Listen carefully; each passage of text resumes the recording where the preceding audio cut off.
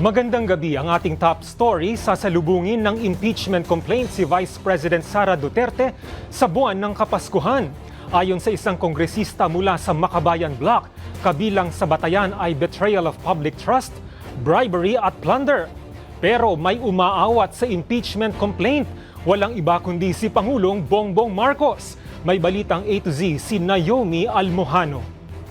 Panay and Negros Island Satellite. Nararapat lang na patalsikin, ganito na ang nakikitang tono ng ilang mga mambabatas matapos ang kontrobersyal na mga pahayag kamakailan ni Vice President Sara Duterte. Lalo't nakitaan na hindi angkop para sa isang national leader ang mga naging asal ng bise. Kaya naman sinisimula ng ikasa ng Makabayan Coalition ang impeachment complaint na ihahain sa Disyembre laban kay Vice President Sara Duterte. Anila, kung ang pagbabasihan ng impeachment complaint ay sa ligang batas, pasok umano ang mga kinakaharap na issue ni VP Sara. Well, dun sa initial na nakita ko na ginagawa ng bayan, People's Organization, so syempre nandoon yung betrayal of public trust. Kaya dapat ay yung mga pera, yung mga pondo na nilalaan sa kanyang opisina ay dapat naayos ang paggasta. Pangalawa, yung sa bribery, no, yung nakita natin doon sa mga pagdinig dito, yung bribery na ginawa niya doon sa mga officials ng DepEd. Yung pwedeng high crime, yung high crime kasi yung pwedeng plunder. Isa rin daw tinitignan na grounds for impeachment ang pagbabanta ng bise sa buhay ni Pangulong Marcos, First Lady Liza Araneta Marcos at House Speaker Ferdinand Romualdez.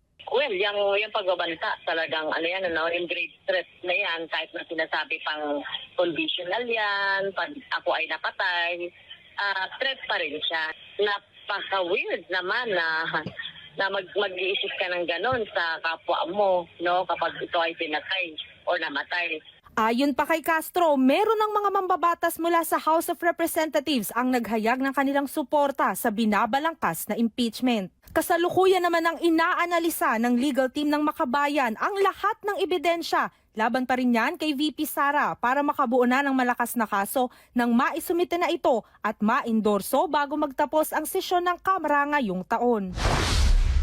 Pero tila may pumihit ng preno. Nito lamang Biyernes, kinumpirma ni Pangulong Ferdinand Marcos Jr. na sinabihan niya ang Kongreso na huwag maghain ng impeachment complaint labang kay VP Sara.